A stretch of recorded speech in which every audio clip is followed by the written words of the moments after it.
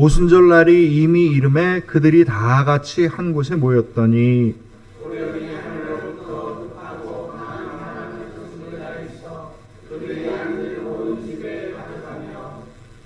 마치 불의 혀처럼 갈라지는 것들이 그들에게 보여 각 사람 위에 하나씩 임하여 있더니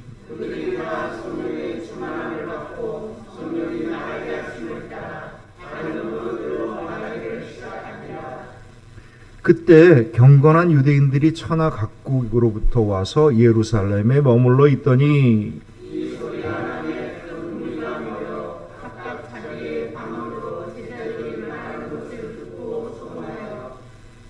다 놀라 신기하게 여겨 이르되 보라 이 말하는 사람들이 다 갈릴리 사람이 아니냐.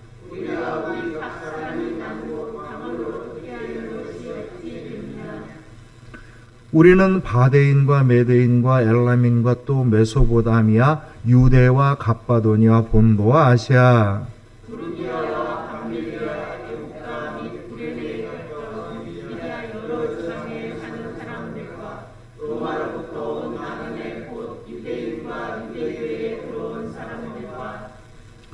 그레데인과 아라비아인들이라 우리가 다 우리의 각 언어로 하나님의 큰 일을 말함을 듣는도다 하고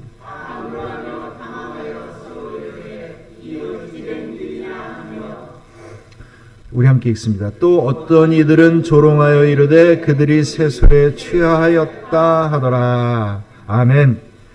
오순절 성령 강림의 이야기입니다. 그리스도인들은요 성령으로 그리스도인이 되는 겁니다. 이게 그냥 그리스도인이 내가 나 예수 믿을게 옛날부터 믿어왔어 이래서 그리스도인이 되는 게 아니고요. 그리스도인 자체는요 성령이 임재하지 않으면 그리스도인이 될 수 없어요. 어떻게 그것을 하나님의 말씀으로 들을 수 있으며 하나님이 이 땅을 다스린다는 걸 믿을 수 있으며 우리가 죽어서 천국 간다는 걸 어떻게 믿을 수 있어요. 이건 성령의 임재 없이는 불가능한 일입니다. 믿음은 자신의 의지가 아니고요. 신앙은 내가 하고 싶은 일을 하는 게 아니고요. 성령의 인도하심에 의하여 우리가 응답하게 될 때 이것이 믿음이 되고 신앙이 되는 겁니다. 성령이 우리에게 임하여지면 우리의 삶은 달라지는 겁니다. 변화되는 거죠. 그래서 이전 것은 지나갔으니 보라 새 것이 되었도다. 그리스도인은 새 사람이 된 겁니다. 세례를 받아서 이전 사람은 죽고 새로운 사람으로 다시 태어났다는 게 세례인 거고요. 우리는요 성령을 통하여서 세상과 다른 삶을 살아가는 사람들입니다. 이게 분명하지가 않으면은요 이 그리스도인과 그렇지 않은 게 구분이 안 되는 겁니다.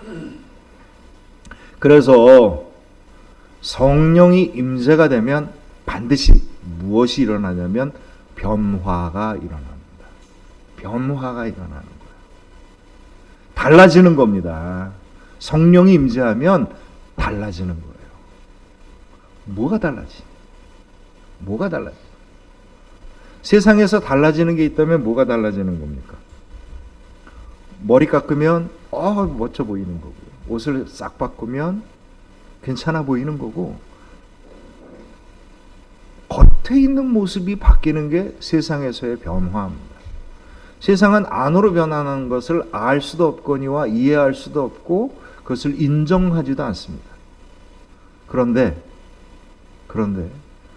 성령이 우리에게 임재하면 바뀌는데 무엇이 바뀌냐면 겉에 거는 나중에 바뀌어요. 무엇이 제일 먼저 바뀝니까? 우리들의 영혼이 바뀌는 거예요. 마음이 바뀌고 생각이 바뀌고 삶이 바뀌는 거예요. 이게 성령의 임재에 의한 변화입니다. 마음은 옛날과 똑같고 생각도 옛날과 똑같고 행동도 하는 것도 옛날과 똑같으면 이게 성령의 변화가 안 일어난 겁니다. 성령의 변화는요 우리들의 근본이 바뀌는 겁니다. 옛날에 그 김익두라고 하는 초대교회 유명한 목사님이 계셔요. 이분이 원래 깡패 출신이었다고 하죠.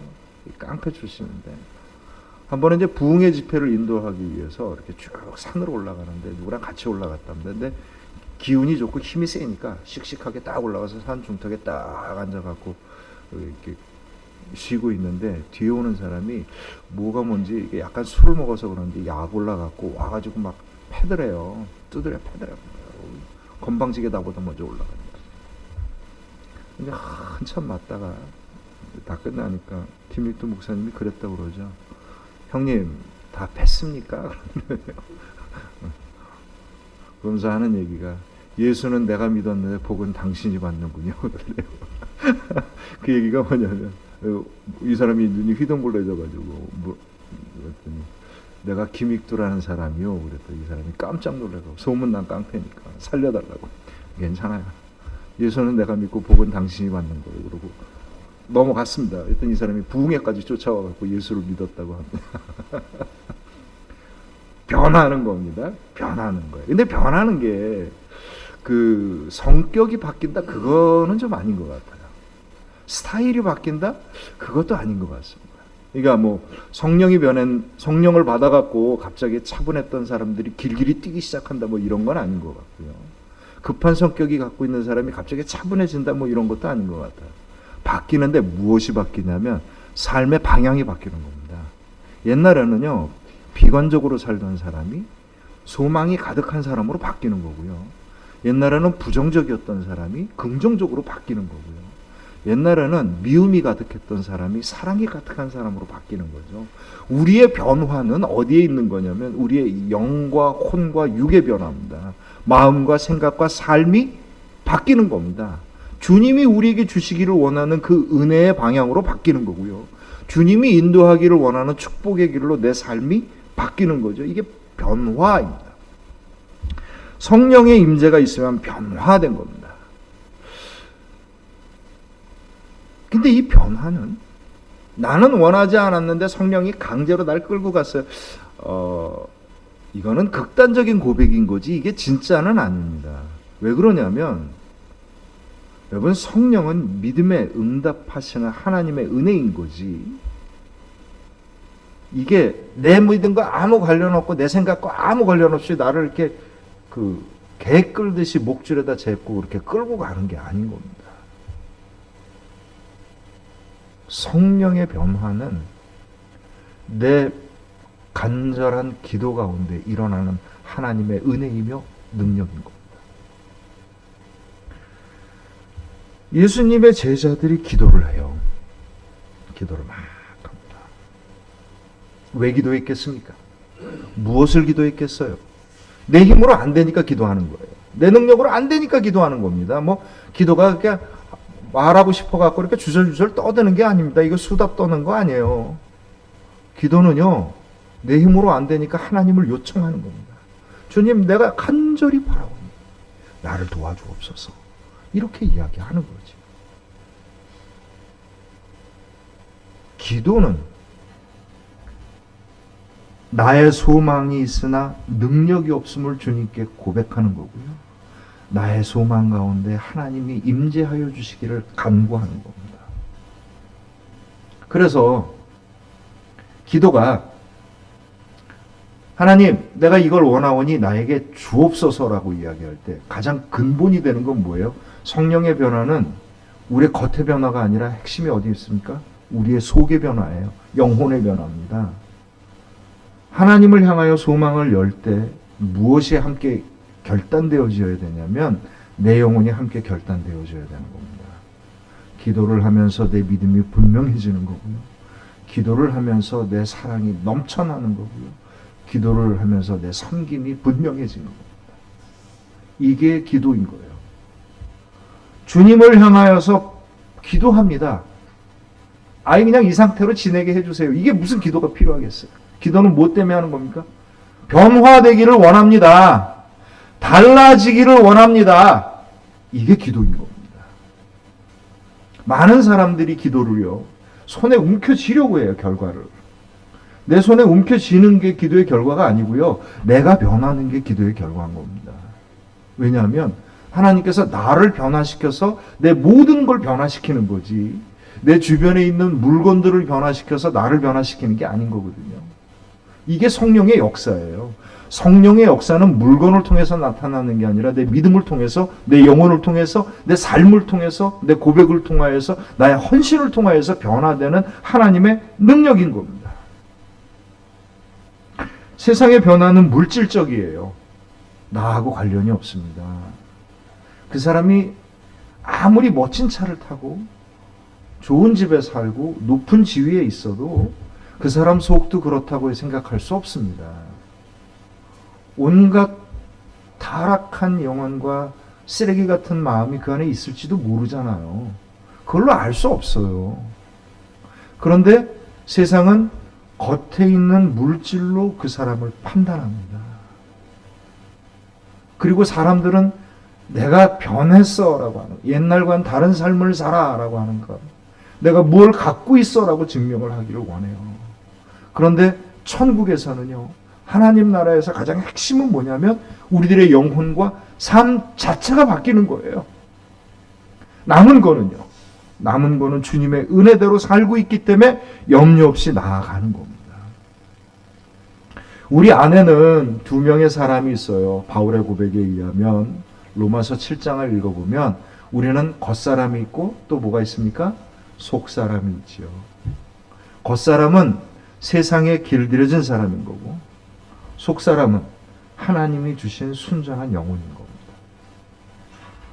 성령의 임재는요, 겉사람으로 살다가 속사람이 회복되는 것, 역사가 일어나는, 그게 변화된다 그래서 우리는 창조를 너무 좋아하니까, 무에서 유가 창조된다는 걸 너무 좋아하니까 우리의 성령의 변화는 없던 게 갑자기 뚝 생겨나는 것, 뭐 이렇게 생각을 하기 쉽상이에요. 그런데 억눌리고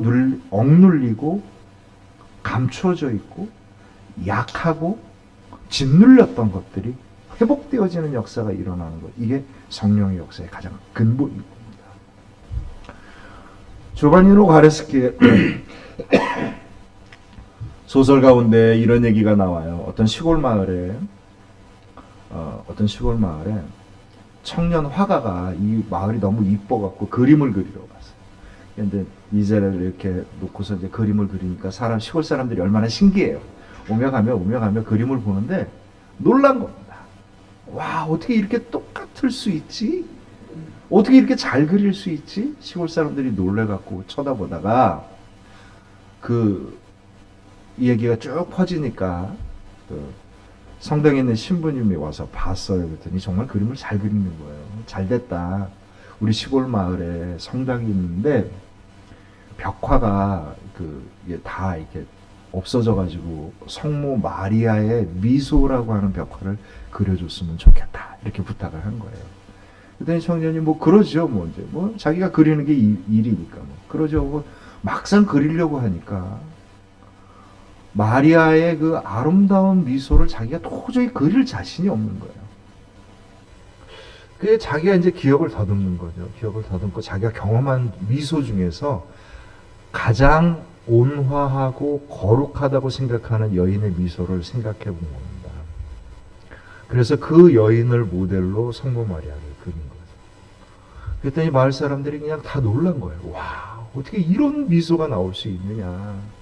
너무 그림이 거룩하다라고 찬탄을 하다가, 근데 이 여자 어디서 많이 본 여자인데? 이러고 얘기가 나오기 시작하고.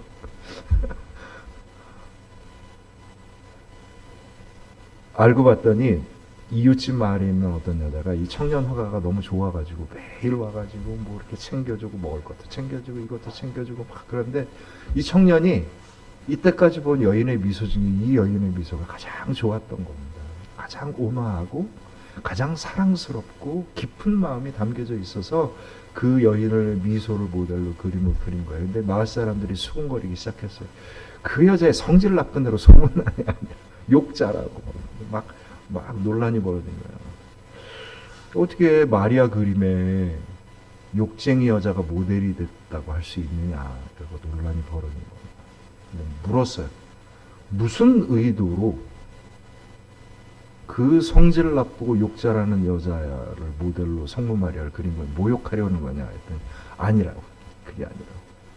내가 여태까지 만난 미소 중에 가장 온화하고 거룩한 미소였다고. 얘기를 한 거예요. 그랬더니 마을 사람들이 다시 이렇게 그림을 보니까 정말 그 미소가 너무 자기들에게도 감동이 왔거든요. 그럼 이렇게 결론을 내립시다. 이 여자와 성모 마리아의 모델 여자는 다른 여자입니다. 이렇게 결론을 내립니다.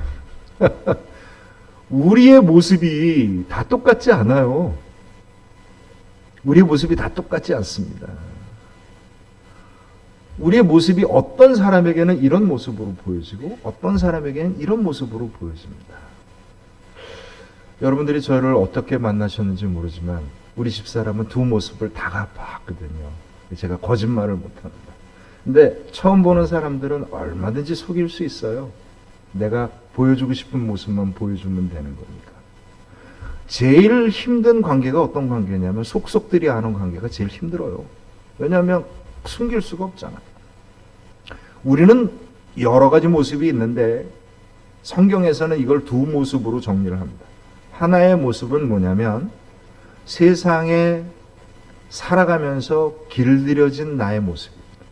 이때 생각은 세상 사람들의 생각과 다르지 않고요. 이때 마음은 세상 사람들의 마음과 다르지 않습니다. 이때 행동하는 건 세상 사람과 다를 바가 없는 거예요. 그런데 우리에게는 속사람이 있어요. 이 속사람은 어떤 사람이냐면 하나님이 우리에게 주신 순전한 영혼의 삶인 겁니다. 겉사람은 세상에 반응을 하지만 속사람은 하나님의 은혜에 반응을 하는 거고 하나님의 사랑에 반응을 하는 거고 주의 말씀에 반응을 하는 겁니다. 나는 어떤 게 진짜냐? 둘 다 있는 겁니다. 둘 다 있는 거예요. 오늘 아침 일찍 제가 좋아하는 우리 선배 목사가 막 무슨 한탄을 하면서 글을 하나 써 올렸더라고요. 주일날 아침에. 제가 뭔가 하고 딱 봤더니 와, 세상 사람의 온갖 죄악이 가득하구나. 한탄을 다. 적그리스도 같은 사람들이 너무 많아. 맞긴 맞는데 형, 나도 절반은 그리스도의 적인 것 같아. 우리의 모습은요 다릅니다. 달라요. 그런데 세상을 살아가기 위해서 주님이 주신 속사람은 겉사람 밑에 눌리고 감추어져 있는 겁니다. 세상은 힘과 명예와 자존심과 부요하고 풍족하고 이기적인 것에 움직이지만 속사람은요 사랑과 기쁨과 감사와 화해와 협력으로 움직입니다.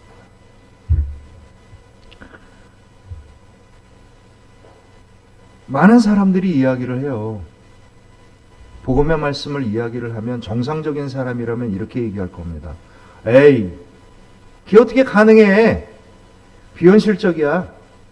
우리는 그런 소망을 갖고 살아갑니다. 세상 물정 모르는 어린애 같은 생각이네 라고 이야기하겠죠. 만약에 여러분들이 그런 이야기를 들었다면 제대로 믿고 있는 거예요. 왜 그런 줄 아십니까? 마태복음 18장 3절에 보면 예수님께서 이르시되 진실로 너희에게 이르노니 너희가 돌이켜 어린아이들과 같이 되지 아니하면 결단코 천국에 들어가지 못하리라. 이 말씀이 뭐냐면 어린아이 같은 이라고 하는 게 그 변덕심하고 쉽게 삐지기나 하는 그 아이들을 얘기하는 게 아니라 순전한 마음을 이야기하는 겁니다. 순전한 영혼을 얘기하는 거예요. 그 코드가 있어요. 진정한 영혼이 움직이는 코드가 있습니다. 이게 사랑의 코드예요. 진정한 영혼이 움직이는 코드가 있습니다. 자비의 마음입니다. 진정한 하나님이 주신 영혼의 마음이 있어요. 평화를 사랑하는 겁니다. 진정한 영혼의 코드는 정의롭고요. 진정한 영혼의 코드는 진실합니다. 속사람이 겉사람, 세상에 길들여진 마음, 생각, 행동에 눌려있는 내 안에 또 다른 나의 모습이 있는 거죠. 성령이 역사한다는 것은 무엇을 뜻하는 거냐면 나에게 감추어졌고 억눌려 있고 비현실적이라고 포기했던 그 나의 모습을 회복시키고 온전하게 만들어가는 겁니다. 아, 이렇게 살고 싶지 않아. 난 다르게 살고 싶어. 가능하지가 않잖아요. 노력을 안 해봤습니까? 우리가 그렇게 짓눌리고 우리의 속마음이 비현실적이라고 생각을 하고 포기하고 나약해질 수밖에 없었던 이유가 뭐겠어요? 세상을 살아가면서 그 마음들이 여러 가지 사건을 통해서 상처받고 포기되어진 겁니다.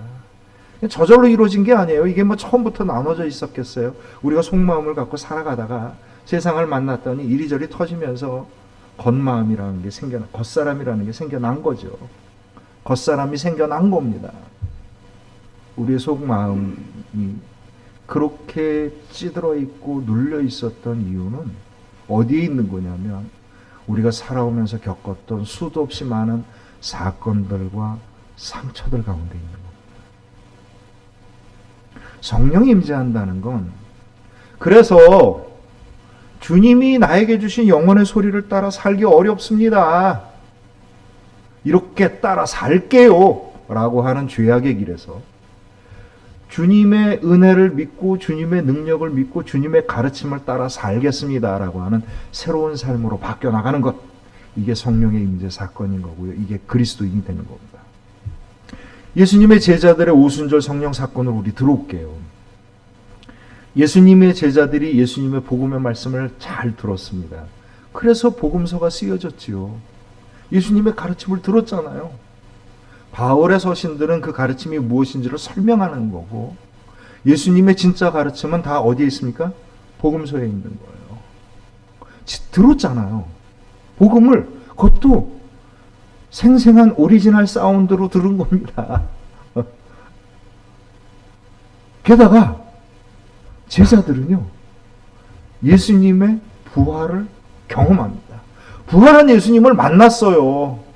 도마가 의심스러워하니까 여기다 한번 넣어봐라. 상처를 내보여주신 예수님을 제자들이 만난 겁니다.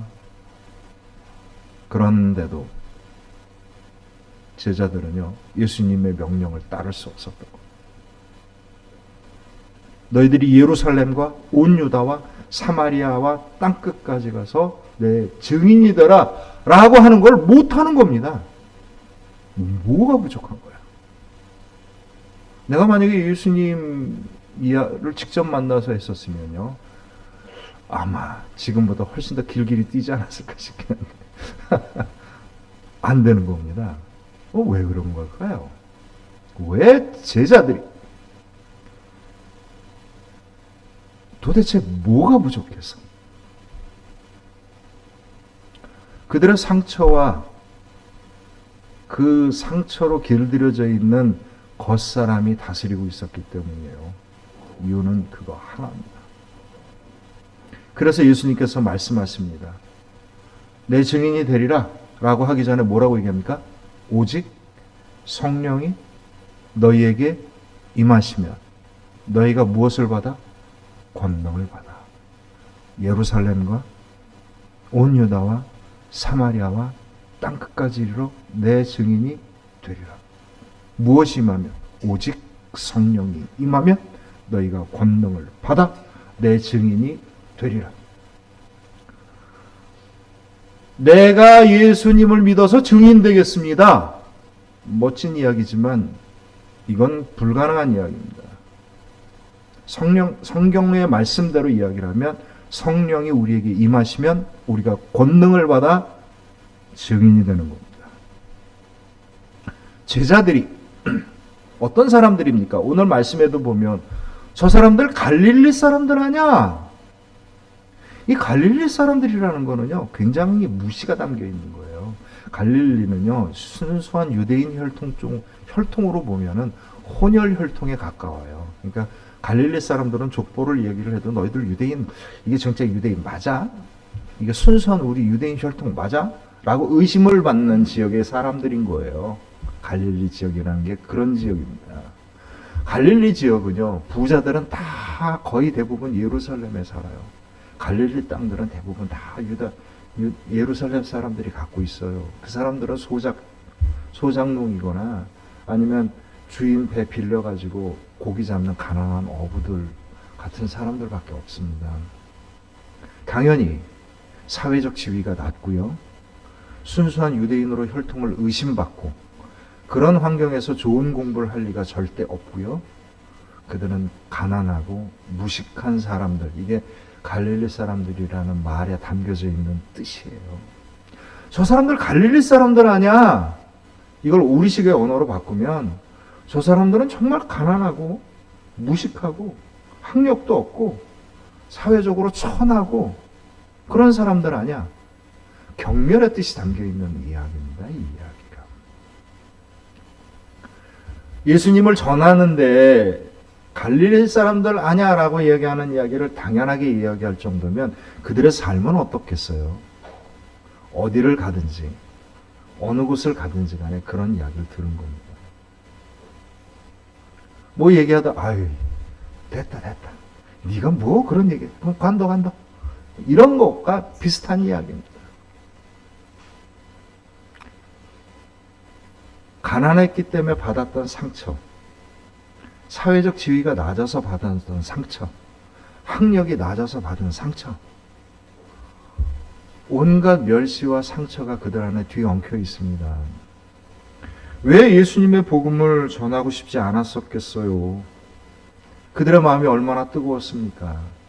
그러니까 그들은 어떤 거였냐면, 예수님, 이스라엘은 언제 회복되는 겁니까? 천국은 언제 만들어지는 거예요? 예수님, 우리 같이 합시다.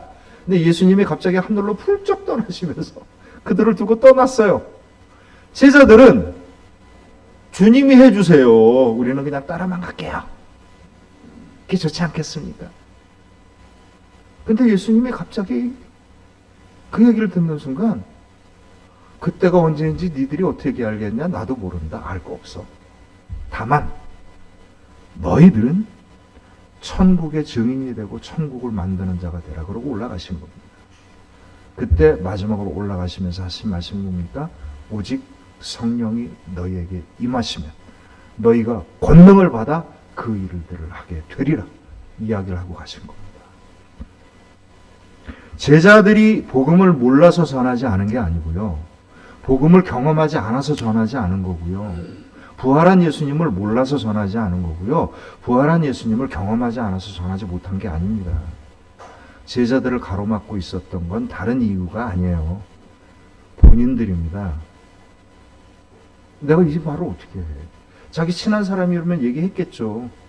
자기 동생이나 자기 친척이면 얘기했겠죠. 근데 자기 앞에 선 사람들이 어떤 사람들이에요?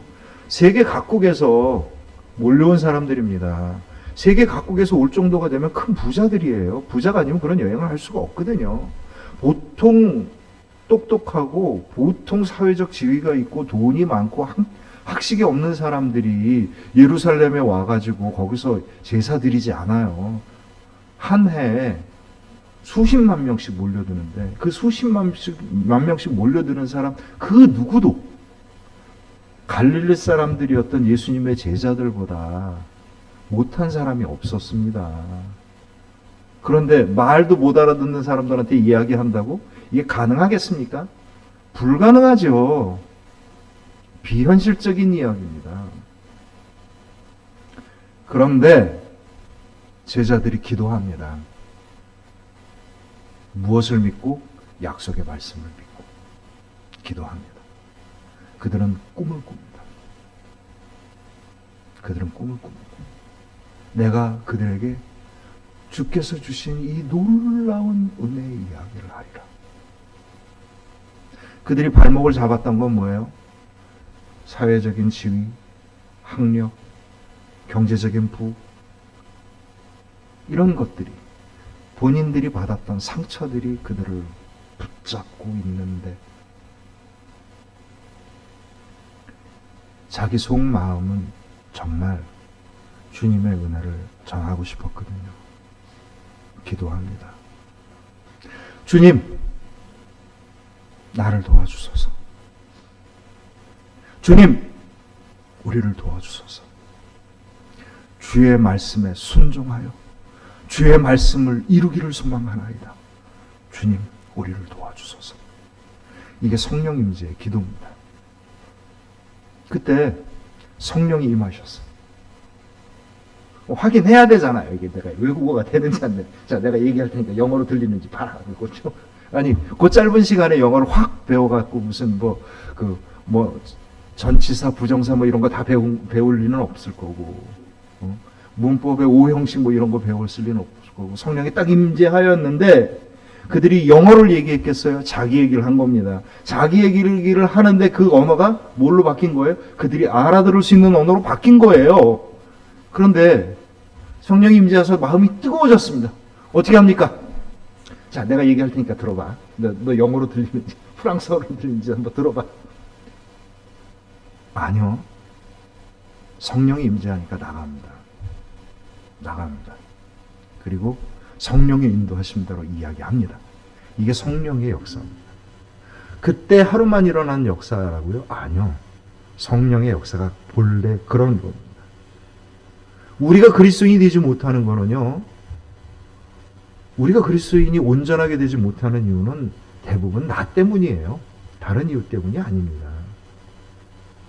우리가 그리스도인이 된다면, 그러면 내가 얼마나 개과천선을 해야 되냐? 성령의 인도하심을 소망하고 성령의 인도하심을 간구하십시오. 그게 그리스도인이 되는 길입니다. 그들이 나가서 자기의 뜨거운 가슴을, 내가 경험했던 놀라운 은혜를 이야기를 하는 순간 그 수십만 명의 사람들이 그 이야기를 알아듣기 시작을 합니다. 여기 미국에서 온 사람, 여기 애굽에서 온 사람, 갑바도니아에서 온 사람, 밤빌리아에서 온 사람들이 다 뒤섞여 있는데 내가 이야기하는 걸 이 사람들이 각각 알아듣습니다. 놀란 거예요. 놀란 겁니다. 이거 어떻게 된 거야? 이 별 볼 일 없는 갈릴리 사람들이 아니냐? 이 별 볼 일 없는 사람들인데 어떻게 된 거야 이게? 어떻게 이런 일이 일어날 수가 있지? 많은 사람들이 성령의 임재 역사에 대해서 기적을 생각을 해요. 눈으로 보이는 놀라운 일들을 생각을 합니다. 근데 성령의 역사의 가장 근본은요, 우리들의 믿음의 고백과 우리들의 간절한 소망이 이루어진다는 데 있는 거지, 그게 얼마나 놀라우냐에 있는 게 아닙니다. 어떻게 된 거야? 이게 성령 임재 역사에 나타난 현상입니다. 어떻게 된 거야?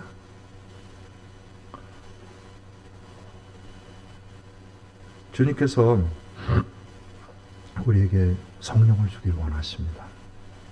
어떤 사람이 성령을 받을까요? 어떤 사람이 성령을 받습니까? 변화되기를 소망하는 사람이 성령을 받는 겁니다. 변화되기를 소망하는 사람이 성령을 받는 거예요. 성령은요, 내 손에 주어지는 물건이 아니고 내 속을 변화시켜서 하나님의 능력이 내 손에 드러나게 하는 역사인 겁니다. 하나님의 능력을 손으로 움켜 잡으려고 기도하지 마시고요, 내가 변화되어서 나를 통하여서 역사하시는 하나님의 능력을 경험하십시오. 이게 그리스도인의 성령의 역사입니다. 변화되고자 하는 마음이 없으면은요, 변화는 일어나지 않습니다. 왜 성령을 역사가 왜 모든 사람에게 모든 때에 일어나지 않습니까? 성령을 간구하고 마음을 열지 않기 때문인 거예요. 이거 그냥 이대로 살게요. 그러는데 무슨 성령의 역사가 일어나요? 내 믿음이 열려져야 됩니다. 내 믿음이 열려져야 연약한 나를 도우시는 하나님의 역사가 내 가운데 일어나는 겁니다. 내가 소망해야 합니다. 내가 소망하는 것 가운데 하나님께서 나타나셔서 권능을 줌으로 말미암아 나에게 능력이 나타나는 거죠. 그것은요, 놀라운 일입니다. 성령의 역사를 전하는 자도 놀라운 일이고 듣는 자도 놀라운 일이 일어나는 거예요. 어찌된 일이냐? 이게 성령의 역사인 겁니다. 사랑하는 성도 여러분, 성령 강림 이후 우리 성령절을 살아갑니다. 나를 축복하시고 행복한 삶을 주심으로 말미암아 내 길을 열어주시는 하나님을 믿고 나아가십시오. 그때 주께서 나에게 인도하시는 성령의 인도하심에 따라 변화를 받아 새로운 사람으로 사랑과 기쁨과 감사함과 평강이 넘치는 사람으로 살아가십시오. 주의 말씀을 내 입술로 고백할 뿐만 아니라 주의 말씀이 내 삶에서 나타나는 능력을 고백하는 주님의 영광을 돌리는 믿음으로 살아가십시오. 그때 그 마음이 간절할 때 성령께서 우리에게 역사하셔서 뭐야 이 사람들? 근데 여기 어떻게 된 거야? 라고 하는 세상의 놀라움 우리 가운데 일어날 줄로 믿습니다. 성령을 간구함으로 말미암아 성령이 충만함으로 말미암아 주의 권능이 가득한 저와 여러분들의 복된 믿음이 되시길 주님의 이름으로 축원합니다. 기도합니다.